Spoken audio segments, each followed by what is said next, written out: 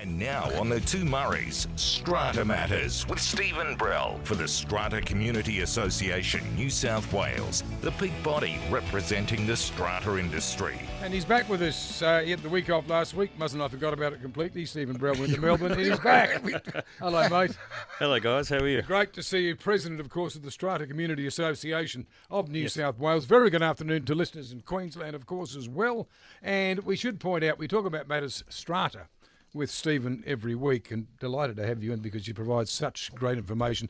The rules in different states are subtly different, but broadly speaking, hey, look, we'll start this afternoon with a text from John of Saratoga. Muzzies, a question for Stephen regarding strata. I have an investment unit in South Melbourne. People are charging e-bikes using common property power points. Now, John says, I'm concerned both by them accessing this power, but I'm more concerned regarding lithium batteries being charged and the possible impact on strata insurance. Can you please maybe give us an idea on this issue? Absolutely. So this is a very hot topic in strata land at the moment, and quite coincidentally, there was an article about it this week regarding e-scooters and the amount of fires that have occurred in recent times. And I've got some stats here. So up until September last year, New South Wales Fire and Rescue reported that there were 150 battery-related fires in New South Wales. Say that again, 150? 150 battery-related fires in New South Wales, and 22% of those were from e-mobility devices, so scooters, bicycles, and mobility scooters and that sort of thing. Wow. So it is a very hot topic. Now, to Michael's question, sorry, I think it was John's question rather. There is a few things that you can do, and regardless of what state you're in, these laws apply across the board. So what many owners, corporations or body corporates are proposing are bylaws that prevent residents from charging dangerous e-scooters and these types of devices in their properties. Inside their properties. Both inside Never mind common power points. Well, I mean, again, it's a little bit rich for someone to be using the common power to be charging their own device. That's my first. Yeah, that's fair enough. That's my first observation with that. However, from what the research that we've done, the issue with these scooters, most scooters are fine, and if you buy a reputable brand from with a good charger from a proper importer, you'll be fine. The issues come up where you get these cheap imports, and seemingly what happens is people use the wrong type of chargers to charge them, and that's what causes, that's one cause of the fire. The other one is where people apparently try and tamper with the scooters to make them go faster, and that's another issue that causes, it causes reactions with the fire. Interesting about fires and these little e-scooters, right? I was talking to a colleague of mine that's involved with the show, and he's from Fire and Rescue New South Wales, and they educate people about where they recharge their scooters inside their units. The majority of people plug them into the closest power point to the front door. He said, how's that going to work if the damn thing catches fire? Yeah, exactly. You're not going to get out. So they educate people about, listen, don't charge it there, which is your exit point. Charge it somewhere else in the unit. So if it does catch a light, you'll be able to get out. It just opens up a whole can of worms, doesn't it, in relation to the charging of these things? It absolutely does. And again, look, when it comes to fire safety in apartments, it's something which, again, there is a lot of education needed for residents within apartment buildings. One of the bits of advice, if you do have an e-scooter, perhaps a good place to charge it will be out on your balcony. Or the neighbours. Good idea. So, neighbours. Not so much the neighbours, but so again, there are things that can be done. And again, I think that the best advice is education of residents to say make sure that you have an Australian certified scooter, you have a proper charger, and don't tamper with your device. Good luck with all of the above. And how on earth will others living in a strata environment know that Brian in 1A isn't charging a scooter on his property? Yeah, it's very, very difficult. And this is, again, it comes back to, whilst you can put a bylaw in place, the $64 question is how do you enforce the bylaw? It's continual education of residents. Okay, 131873, that's the number if you want to have a chat to Stephen Brell, 131873 this afternoon. We have some lines available. Here's an email from Michelle. Thank you for your email, Michelle. Our managing agent, Stephen's told us there's no provision in the Strata Schemes Management Act that compels an owners corporation or strata committee to enforce its bylaws. Unquote. Is this true? How do people live harmoniously in community living if bylaws don't have to be enforced? Can a committee member who's now unfinancial vote on committee matters? A number of questions in there. That's a very, very common problem. So again, this is one of the frustrations of residents who are living in strata schemes. So the advice is correct in that an owners corporation doesn't have to enforce their bylaws. Right. However, every single resident has the power to enforce the bylaws themselves. So the most common example that we see is where two residents are feuding over an issue. Right. So the most common one is noise, as an example. Right. Okay.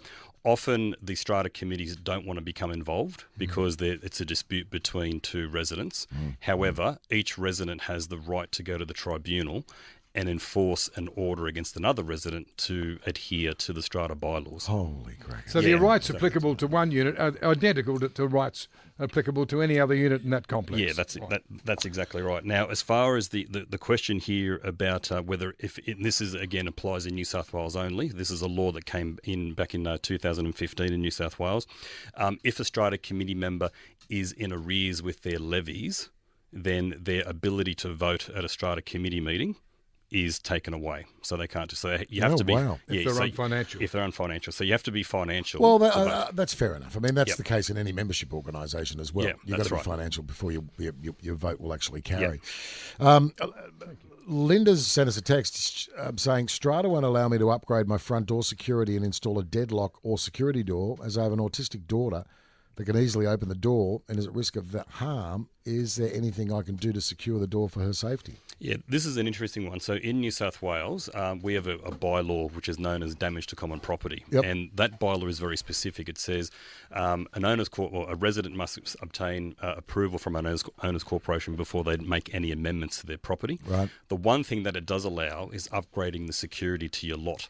So generally speaking, you are always permitted to install additional locks on your front door, window, balcony doors and other devices to secure your property.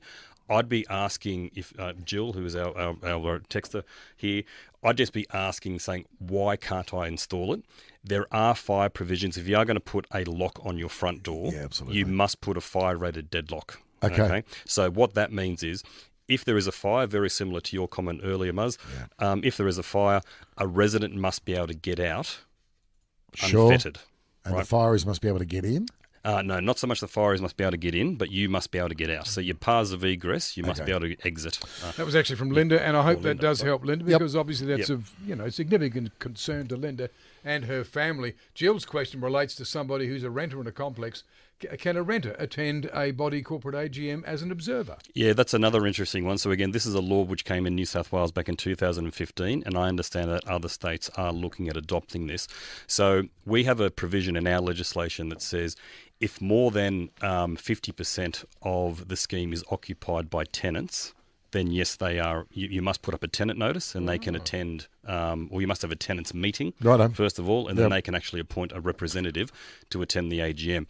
What my advice is for most renters who are looking to attend a strata meeting, if you get along well with your landlord, your landlord can appoint you as their proxy, and then you can attend on their behalf. Now again, there are a lot of great renters out there who are very, very close with their landlords, and they contribute very well to their strata community. So that's another way that you might want to go about it. Okay, Stephen Brell's with us, President of the Strata Community Association. If you want to have a chat to him, 131873. Steve has done that. He's on the line from Moorebank. G'day, Steve. G'day, boys. How are you going? Well, sir, thank you. You've got an interesting query. Fire away. Yeah, I've had a boat in my garage. We're in a townhouse of 14 townhouses, and I've had a little boat tinny in my garage for the last 15 years. Now, I want to repurpose my garage, so I've moved my boat out into the car park area. Now, we also have 3 cars where I've had my wife's car in front of the townhouse, and I've had 2 cars in the parking spots opposite the unit. Now, I've taken one of those cars out and I've put my boat where that one is. And I got a notice from the strata saying that I couldn't have a boat there.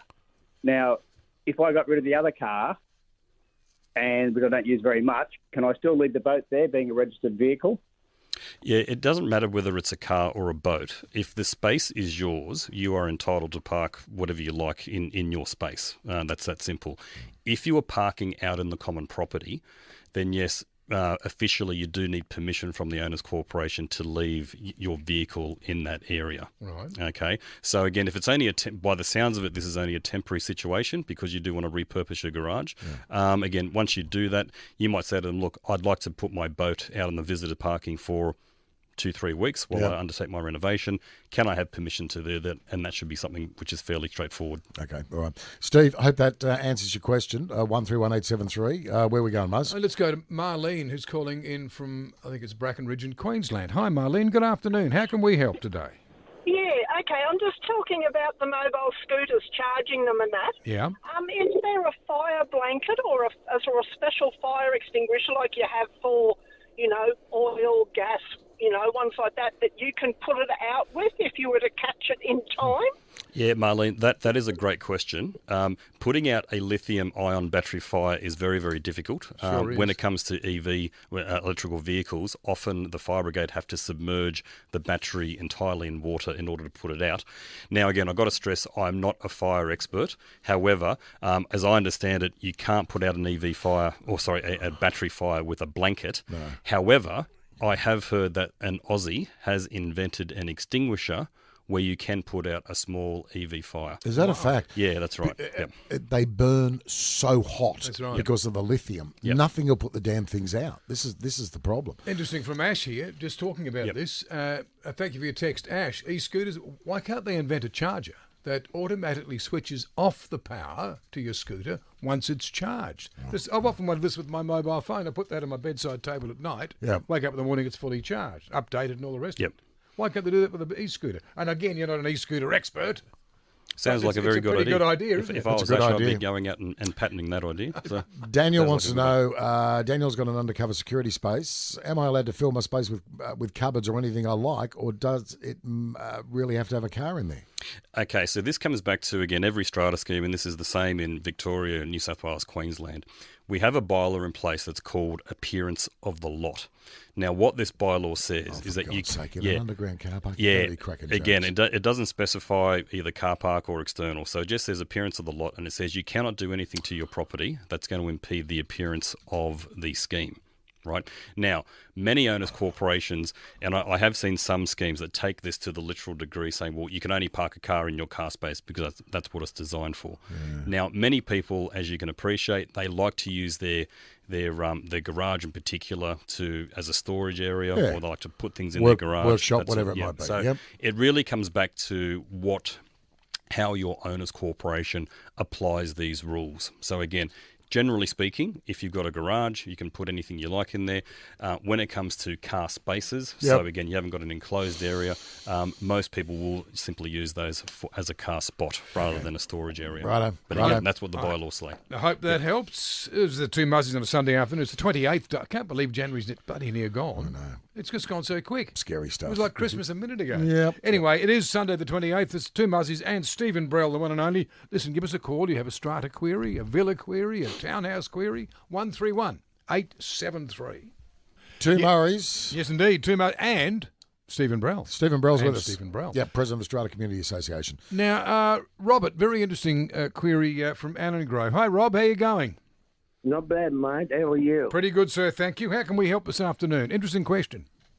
Well, the question is, why aren't, because anything catches on fire at Australian standards, called an active component. Right. And active components must have, because Australian standards can't do everything, so what they do, they adapt the German one, the VDE, the IMQ, all these standards, and they gather up and make a standard up for the Australian market. Right. If you bring in a product from China, they all are not approved by. What you do, if you want to get this approved in Australia, you've been satisfied with the product that you want to import, you go to Fair Trade and get it tested.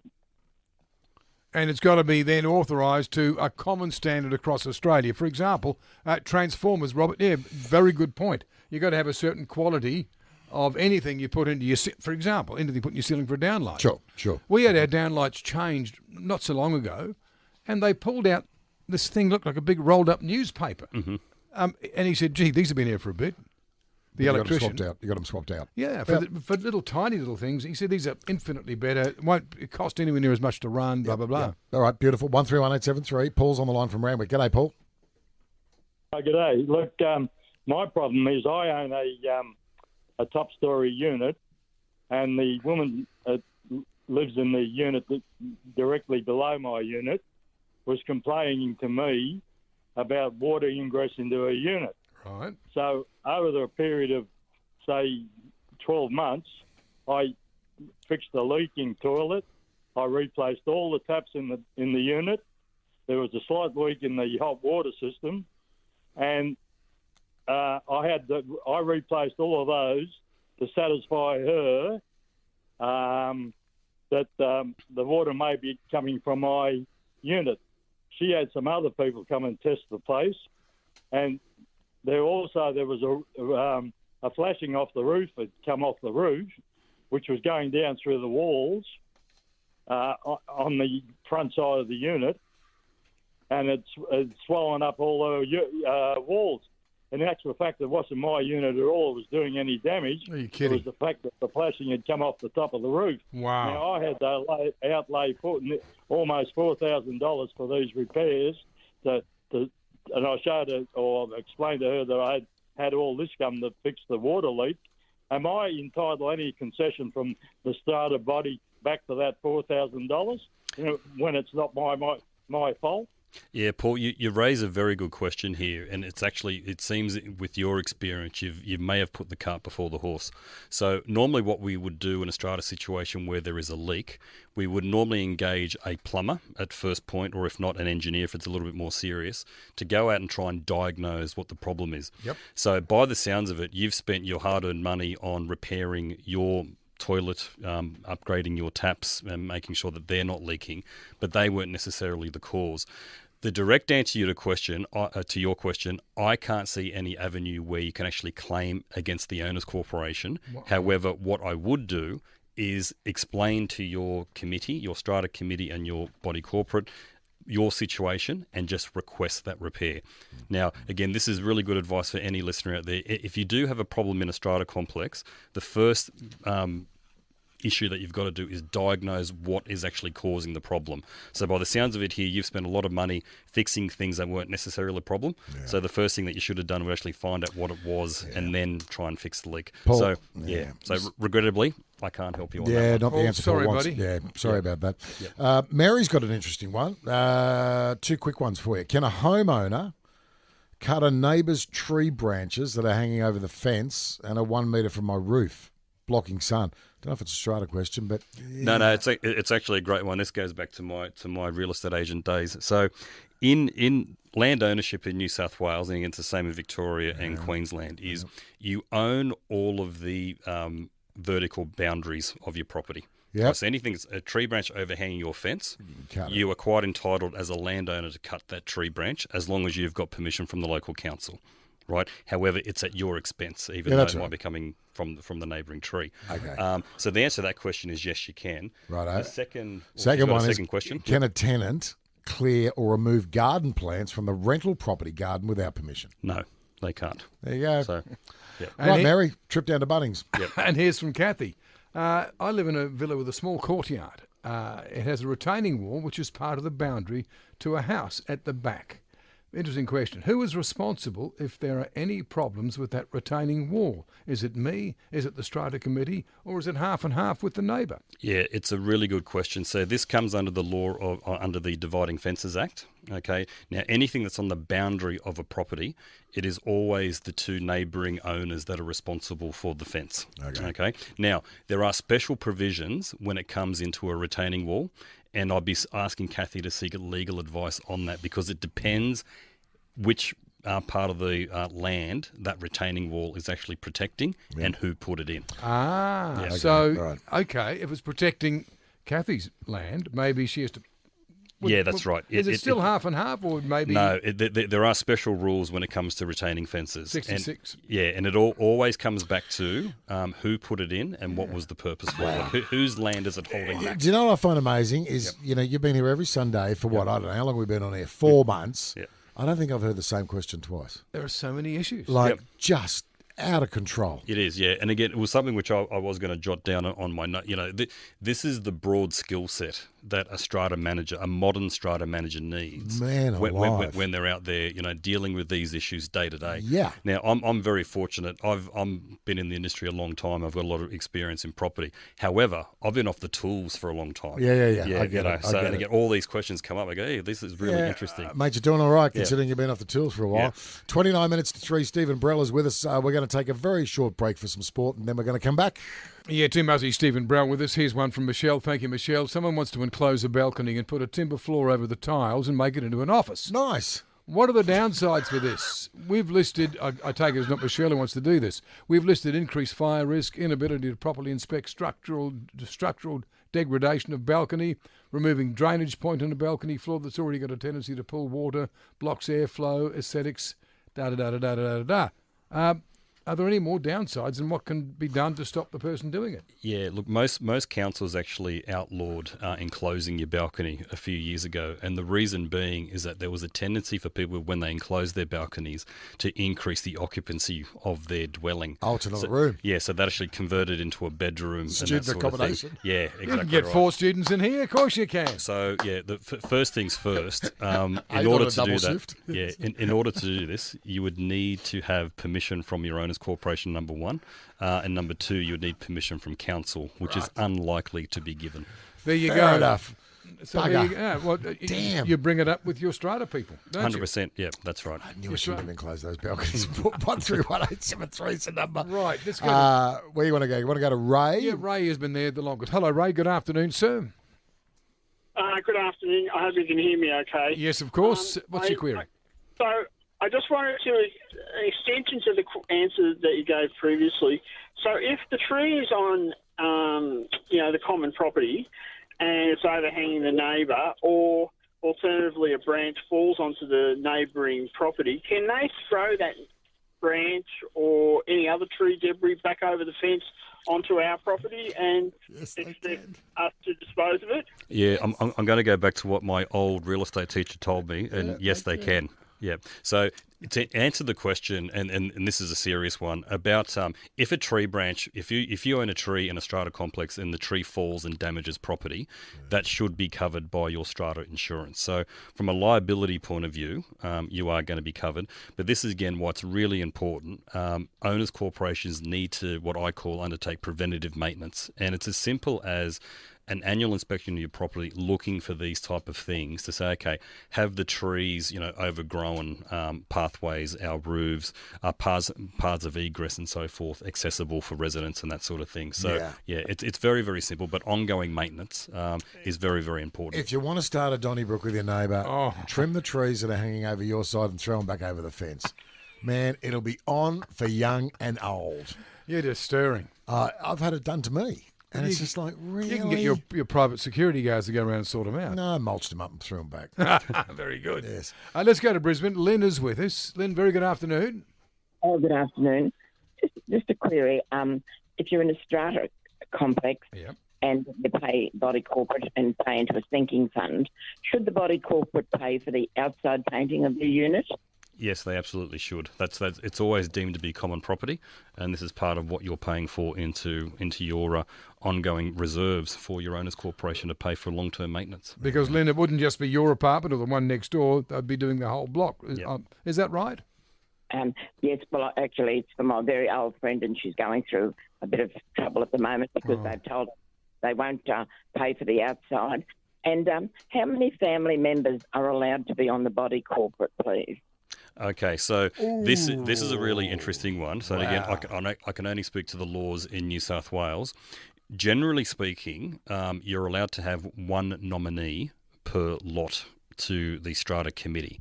Now, what can occur if you have a husband and wife team who, say, own an apartment? They are allowed to nominate one person from their apartment or their lot for the committee.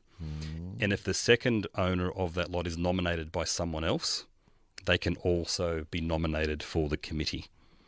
So mum and dad can both get on the committee. That's right. But again, that's the law in New South Wales. I'm not quite sure how it applies up in Queensland. What about if the son and his wife and the daughter and her husband live in the same complex and they also are family members? If they are nominated by someone from another lot, that is fine. But what if they own the lots themselves? Well, they can all be members of the committee. So that's 4 family members. So if you've got 4 family members owning 4 units, they can all sit on... Yep. You'd have no hope, would you? That's often, and that's one of the very common complaints that we get, is that particularly where a developer, now there are special laws for developers that limit what they can do. However, it does occur in schemes where you do get family members purchasing a number of lots. Can I ask a quick question that in regards to a developer? I don't know. Let's take a block of units. There's I don't know. Say there's 100 of them.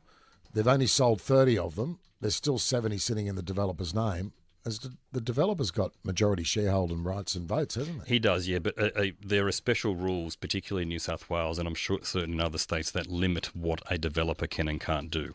So again, I'm going to get really technical here, and all my Strata friends are going to love me, but when a developer develops a property, they have something which is called the initial period, and that's where they control what goes on. Sure, okay, yep, cool. As soon as they sell 25% of the development, right, that's when they must trigger what's called the first annual general meeting, and that's when the owners' corporation takes over as a whole to manage the entire complex. But it's 25 versus 75. It is. However, the developer's vote is then reduced to less than 50% in those circumstances. So, so there are laws in place that will protect owners in that circumstance. So again, and look, even if the developer does have majority control, they still have obligations to make sure that the owners' corporation is maintained for the benefit of all owners. Okay, righto. Where are we going, Muzz? We're going to the Central Coast because Sylvia has joined us this afternoon. Hello there, Sylvia. Hi, how are you? Pretty good, thank you. How can Stephen help? Okay, look, I've got a unit in a strata complex, only 6 units, small, but I do have an issue. Well, I'm hoping you can help me with it. I've got undercover car space. Next to my space they've virtually, it's full of furniture, boxes, luggage bags, you name it, and it's overflowing. And it overflows onto either side of the car spaces, coming onto my side and one of the other tenants. We're always picking it up and putting it back on again. I've approached Strata and they said there's nothing they can do about it. Now we've got rats, and rats move around and more things move around. And things are always falling off, and we're picking up. Now we're at a stage now where it's just getting too much, and I'm not getting anywhere with Strata, to be honest. Yeah, again, when it comes to your car spaces, so this is not unlike owning a single dwelling house. Yeah. It's your space, right? And again, it's like no difference from your neighbour impeding on your space. Again, they must keep whatever they're storing within their car space. If it is causing a health hazard, so you mentioned that it might be attracting rats and so forth, I would also look at if it's causing a fire hazard. It may well worth contacting your local council and asking them what they can do about it. Because from what your scheme is telling you is very much right. From a strata law point of view, there's not much that they can do about it. However, from a local council ordinance point of view, you might be able to escalate it, particularly if it is a health or fire issue. And Sylvia, I've got a question. Is the person who is occupying the car parking space with all their furniture and it's tumbling over, are they living in your complex? Are they owners? Are they renters? What's the situation with them? The owners don't live there, but they have got tenants and they don't use that car space. Well, basically, we know why. Have you spoken to the other owner then and said, listen, can you have a word to your tenants, please? Because it's completely unacceptable. You can't park your vehicle and then the other person can't park their car because all the stuff's falling over. Oh, I've been through this. The owner's not there to talk to. we have no contact. The other thing that you might be able to do there, Sylvia, is I'm almost certain in Section 153 of the Strata Act in New South Wales, there is a provision which is called the law of nuisance. Right now, again, if a neighbour is causing you a nuisance, and clearly in this case they are because you're unable to use your property and it is creating a health risk, that might be another avenue that you can pursue. However, I'm not familiar of any case law in this regard where this particular circumstance has been tested. However, that's something that you might want to consider. Sylvia, good luck. Let us know how you go with all of that. Would it be fair to say that half your troubles in regards to tackling all these issues, if people just did the right thing, it'd be like 80% of your complaints would go away. Absolutely, it would. People just press the envelope, don't they? Yeah, look, it's something which we try and teach people. Communal living is about considering other people, right? And particularly, look, most bylaw disputes are over just people's behaviour, where they park their car, how much noise they make, where they hang their washing, that sort of thing. But so they do push it, just push. Yeah, I hope our wives weren't listening just then with Stephen describing the law of nuisance. It will be applied to both of us. Section 153. Yes. We're going to take a very short break. We're going to come back. Stephen Brell is with us, President, Strata Community Association. Don't go away. Two Muzzies and Stephen Brell this Sunday afternoon. Great song. Good song. By Akadaka. Okay, interesting one here from Peter about flammable cladding. We'll get to that in just a moment because a very interesting one here from Felicity, who is joining us from Pennant Hills in Sydney. Hello, Felicity. This is such a pain. Tell us about it. Well, there's someone parking in the visitors' parking, and they've had four flat tyres for about 3 months, 2 or 3 months. Yes. And they also are parking on the common property as well. Oh, so what how a do we pain. Yeah.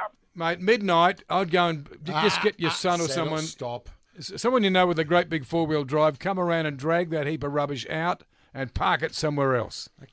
Oh, sorry. No, Stephen, over to you, Stephen Brell. I was going to say the views of the Murrays are not necessarily those of Stephen. Okay, Felicity, this is a very common problem in strata blocks where people might have a second or third vehicle that they want to park, or they might be keeping a vehicle for a friend. So the visitor parking is exactly that. It's for visitors, and it's supposed to be, you're supposed to rotate your visitors out. You can actually define what a visitor is in your bylaws and how long they can actually park in the spaces. However, in the case of your particular circumstance, it sounds like this vehicle has been abandoned. Yeah. Now, there is actually laws. It's the Abandoned Goods Act, which applies here for this particular vehicle. The first thing I would do is find out whether the vehicle is registered. Okay, that's step number one. Step number two would then be to find out whether or not the vehicle might have been reported stolen. Okay, true. Or if you do know that it does belong to a resident, I'd be writing to them and saying, hey, we're going to take steps to have your vehicle removed from the property under the Abandoned Goods Act. So can I just interject? Yep. Felicity doesn't, no offence, Felicity, but Felicity doesn't sound like she's 32. No. She's elderly. Nice. No, but elderly people worry about writing those type of letters to what could be a bunch of 35-year-old thugs that live in the unit downstairs. Yeah, I'd actually be doing this through your strata committee or through your strata manager if you have one. Yeah. Okay, so under the Abandoned Goods Act, there are very strict steps that you have to take in order to do that. But again, all of these processes that I speak about should be done by your committee or by your strata manager on your behalf. So again, even though it's a very annoying problem, there is a way that you can deal with that. Inconsiderate bloody ratbags. Yeah, I know. Oh. If not, let me know and I'll come around. And look, Catherine joining us from Brisbane. Hello, Catherine. Hi, how are you? Pretty good, thanks. You've an interesting query. Far away. Yes, I'm on the committee of the body corporate that I live in. Oh, so sorry to hear that. We've found out retrospectively we have people coming into our body corporate unit, and we knew that they would be doing some renovations, which is we don't have any issue with. Yep. We just need to be notified for insurance purposes. However, what they've done and not notified the committee is converted the garage into an additional living space. And with 12 bunk that beds. was when the wall was going up. And then just last week, which is not much we can do when you start cutting into the roof, and that's also body corporate property, putting in additional skylighting. So we've sort of had to contact the organisation that has bought the unit, which I don't particularly want to name off on air, of course. Mm-hmm. And so we just want to know where we stand. There's not much we can do right now and say, well, you can't put the garage, have an additional room if it's not possible. But do they need Brisbane City Council approvals to do that sort of change to the internal structure? Yeah, absolutely, Catherine. This is, again, it's a very troublesome problem that you got here. I speak for New South Wales laws. Okay, I've got to stress. However, in New South Wales, you can't add bedrooms to your garage. Most councils will absolutely outlaw that. And the reason is when a strata development is approved, it's approved with a maximum occupancy rate. So they count the number of bedrooms that might be able to go into a property. So very similar to my advice before about people enclosing balconies and converting them into bedrooms. Okay, it's a very similar thing here, which I can't imagine that the local council ordinances would allow for bedrooms in a garage. What a crack! So, what a bloody cheek! Oh, absolutely a saying. cheek. What a real cheek! Yeah. So my first bit of advice is I would be notifying the local council. I know that many people don't like dobbing people in, but that's the way to do it. The other one about the skylight going in, that would be under your strata laws, and again QCAT, which is the Queensland Civil and Administrative Tribunal. They will be able to help you out there. Beautiful, Mr. Brell. Thanks for coming in again. No worries. Good to see you. Thank you, gents. Brell. I'll give out Stephen's number. Peter, your cladding question, give him a call Monday. Yes.